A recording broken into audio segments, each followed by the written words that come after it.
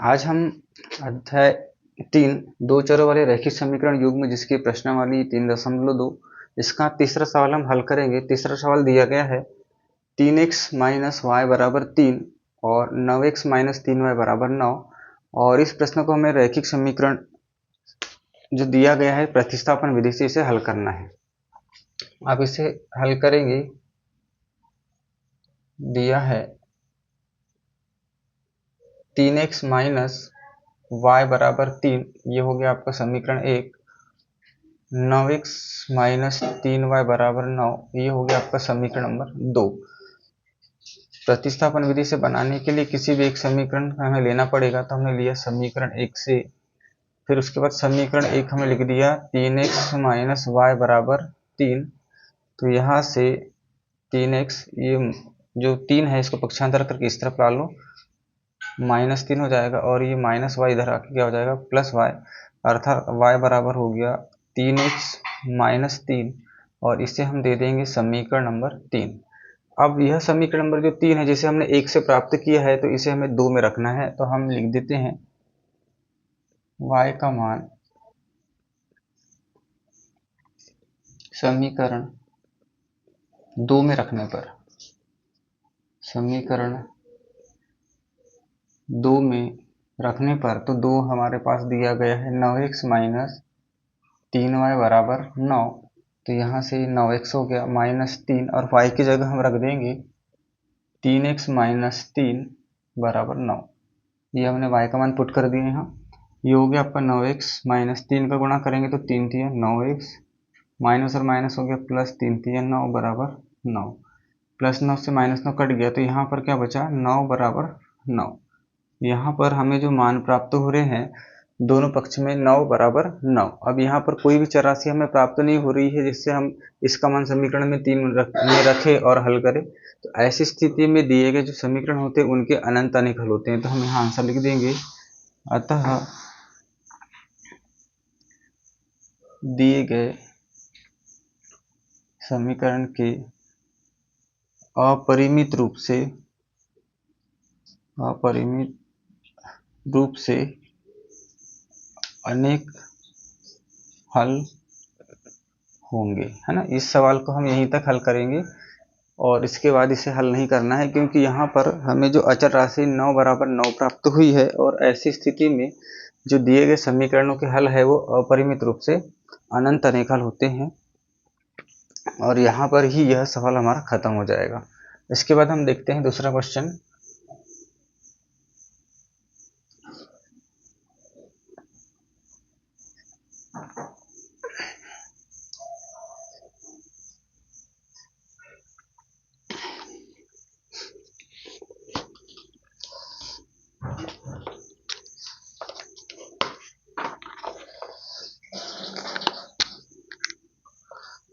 इसके बाद में जो चौथा सवाल दिया गया है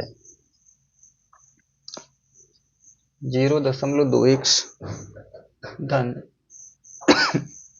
0.3y बराबर 1.3 और 0.4x धन 0.5y बराबर 2.3, यह सवाल दिया गया है चौथा सवाल। इसे हमें प्रतिस्थापन विधि से हल करना है। इसे किस प्रकार से हल कर लेंगे, तो यहाँ पर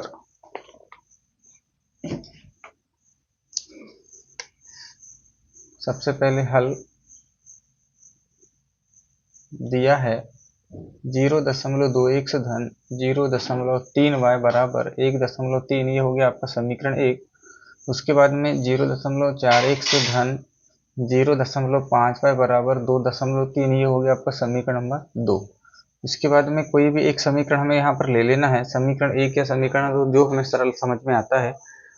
जैसा कि हमने लिया समीकरण नंबर 1 ले रहे हैं, हम समीकरण 1 से लिख देंगे और 1 को फिर हमने लिख दिया 0.2x धन 0.3y बराबर 1.3। यहाँ से किसी भी एक चर राशि का पक्षांतर यानी इसका पक्षांतर हम कर देते हैं, तो 0.2x बराबर ये हो गया आपका 1.3 और यह प्लस में है तो पक्षांतर करने पर माइनस में क्या हो जाएगा 0.3y और यहाँ से आपके पास x का मान जो आ जाएगा 1.3 माइनस 0.3y और बटे में आ जाएगा 0.2। ये हो गया आपका समीकरण नंबर 3। अब ये जो समीकरण 3 निकला है x के रूप में, इस मान को हमने 1 से प्राप्त किया है, तो इसे हम कहाँ रखेंगे, 2 में रखेंगे। तो हम लिख देते हैं x का मान समीकरण 2 में रखने पर, समीकरण 2 में रखना है तो 2 को लिख लेते हैं 0.4x धन 0.5y बराबर 2.3। चूंकि हमने x का मान निकाला है तो हमें जो मान को है x की जगह रखना है, तो ये हो गया 0.4, x का मान हम रख देते हैं 1.3 माइनस 0.3y बटे में 0.2 धन 0.5y बराबर 2.3। यहाँ पर देखो दशमलव से दशमलव और 2 से कट गया तो ये 2 दूनी 4, 2 बार कट जाएगा। अब 2 का हम यहाँ गुणा करते हैं अंदर कोष्टक में, तो ये हो जाएगा 2 तिया 6 और 2 एकम 2, 2.6 हो गया। माइनस 2 का जब 3 में गुणा करेंगे तो ये हो जाएगा 0.6y धन ये 0.5y पहले से ही है बराबर 2.3। यहाँ से अचर राशि को उधर लेके चले जाते हैं और ये माइनस में और ये संख्या प्लस में है, तो अलग अलग चिन्ह वाली संख्या घट जाती है। तो यहाँ से हमें माइनस 0.1y और इस तरफ 2.3, इसका पक्षांतर करेंगे तो माइनस 2.6 हो जाएगा। यहाँ से आपके पास में जो y का मान है, ये 6 में से 3 गया तो 3 और 2 में से 2 गया तो 0, 0 कितना आ रहा है, 3 आ रहा है। भाग में आपके पास में क्या आ जाएगा 0.1। यहाँ पर भी बड़ी संख्या माइनस में, तो ये भी माइनस में आ जाएगा और यहाँ पर भी ये माइनस में है। यहाँ पर भी दशमलव से दशमलव कट जाएगा, माइनस से माइनस, और यहाँ पर आपके पास y का जो मान है वो कितना प्राप्त हो जाएगा 3। y का मान कितना आ जाएगा 3। अब इस y के मान को 3 में रखना है, y का मान समीकरण 3 में रख देंगे। अब 3 में रखने पर समीकरण नंबर 3 आपके पास में क्या दिया गया है, x बराबर 1.3 माइनस 0.3y बटे में 0.2। अब यहाँ y की जगह मान रख देते हैं, तो ये हो जाएगा x बराबर 1.3 माइनस 0.3 और y का मान हमें प्राप्त हुआ है 3 बटे में 0.2। तो यहाँ पर ये हो गया 1.3, यहाँ पर जब 3 का गुणा करेंगे तो ये 3 तिया 9 हो जाएगा बटे में 0.2, और 1.3 में से 0.9 घटाएंगे तो कितना आ जाएगा 0.4, और ये हो गया आपका 0.2। यहाँ पर दशमलव से दशमलव कटा और 2 दूनी 4, तो x बराबर कितना आ जाएगा 2 आ जाएगा। अतः समीकरण के हल x बराबर 2 और y बराबर 3 है। इस प्रकार से आप इस रैखिक समीकरण युग्म को हल कर सकते हैं।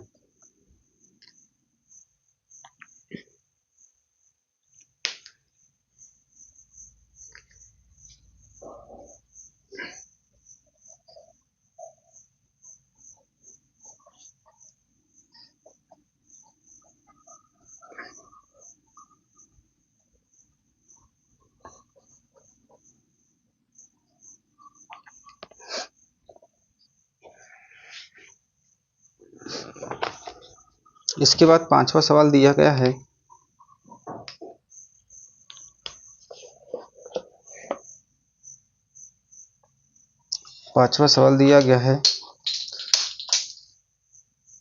कर्णी 2x धन कर्णी 3y बराबर 0, Karni 3x minus Karni 2y बराबर 0। इस सवाल को हम हल करते हैं तो यहाँ पर दिया है कर्णी 2x धन कर्णी 3y बराबर 0, ये समीकरण 1 हो जाएगा। फिर Karni 3x minus Karni 2y बराबर 0, ये हो जाएगा आपका समीकरण नंबर 2। यहाँ से आपको कोई भी एक समीकरण ले लेना है, जैसा हमने इसके पहले वाले सवालों में किया है। जैसे हम इसे समीकरण 1 से लेते हैं तो ये हो जाएगा आपका कर्णी 2x धन कर्णी 3y बराबर 0, यहाँ से पक्षांतर कर दो, कर्णी 2x बराबर, ये प्लस में तो माइनस कर्णी 3y, और x बराबर माइनस कर्णी 3y और बटे में आ जाएगा कर्णी 2, तो ये हो गया आपका समीकरण नंबर 3। अब इस समीकरण को आप रख दो समीकरण नंबर 2 में। हम लिख देते हैं x का मान समीकरण 2 में रखने पर, 2 में रखेंगे तो 2 हमें दिया गया है करनी 3x माइनस करनी 2y बराबर 0। तो यहाँ पर ये हो गया करनी 3 और x का मान हम रख देते हैं माइनस करनी 3y बटे में करनी 2 है माइनस करनी 2y बराबर 0।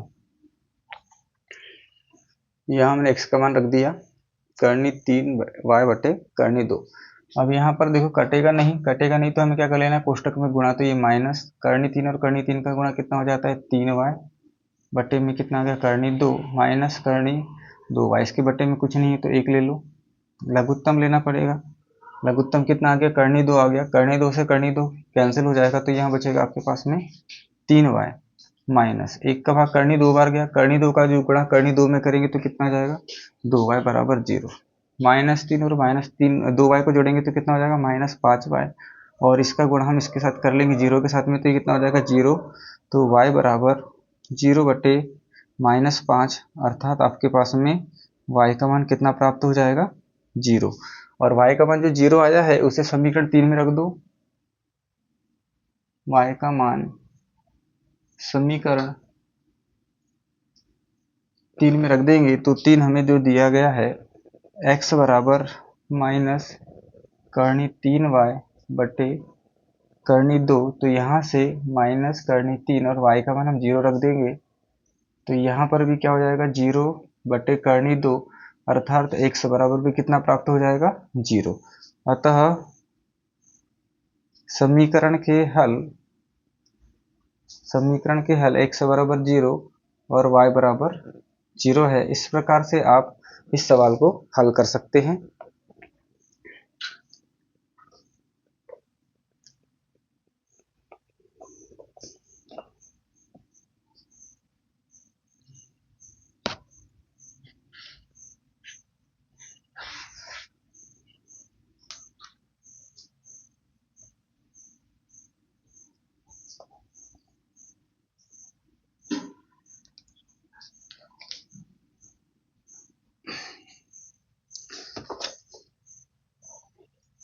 इसके बाद में छठवां सवाल दिया गया है 3x बटे 2 माइनस 5y बटे 3 बराबर -2, और दूसरा समीकरण दिया है x बटे 3 धन y बटे 2 बराबर 13 बटे 6।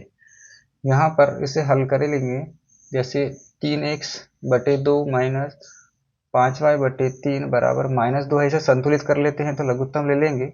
2 और 3 का लघुत्तम कितना आ जाएगा 6, 2 का भाग आपने 6 में दिया तो 3 बार जाएगा, और 3 का गुणा फिर 3 में किए तो 3 तिया 9x। पहले इसका हमें यहाँ भाग देना है और जितनी बार भाग जाता है उसका गुणा हमें ऊपर कर लेना है।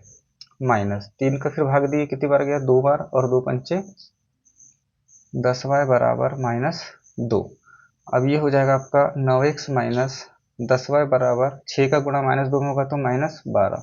ये हो गया आपका समीकरण नंबर 1। इसी प्रकार से दूसरा जो समीकरण दिया गया है x बटे 3 धन y बटे 2 बराबर 13 बटे 6, तो यहाँ 2 और 3 का लघुत्तम ले लेंगे तो कितना आ जाएगा 6। 3 का भाग फिर से दिए हमने 6 में 2 बार गया, और 2 का गुणा x में करेंगे तो 2x हो जाएगा।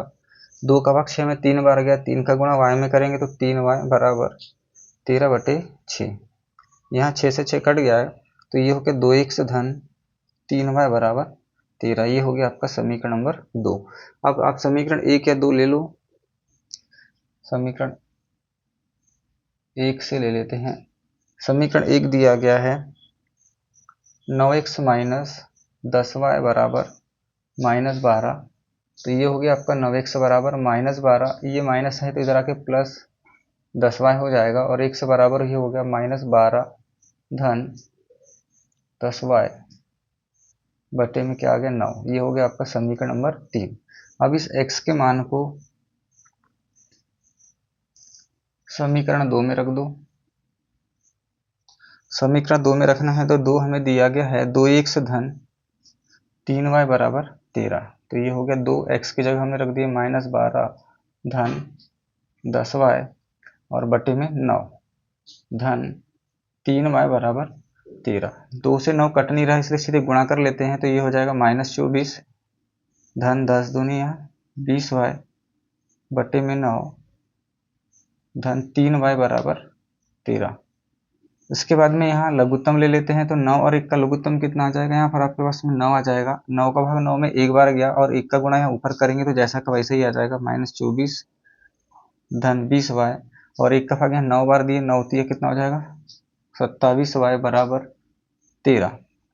अब यहाँ पर देखेंगे आप, ये जो अचर राशि और ये चर राशि इनको जोड़ लेते हैं, तो ये हो गया आपका -24 और ये 20 और 27 को जोड़ेंगे तो कितना हो जाएगा 47 बराबर 9 का गुणा कर लो 13 में, तो 9 तिया 27 हासिल का 2 आ गया, 9 एकम 9 और 2 11, कितना हो गया 112 हो गया।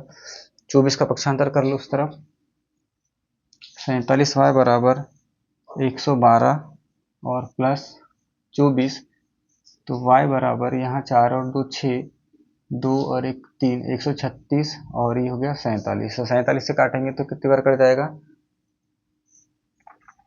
7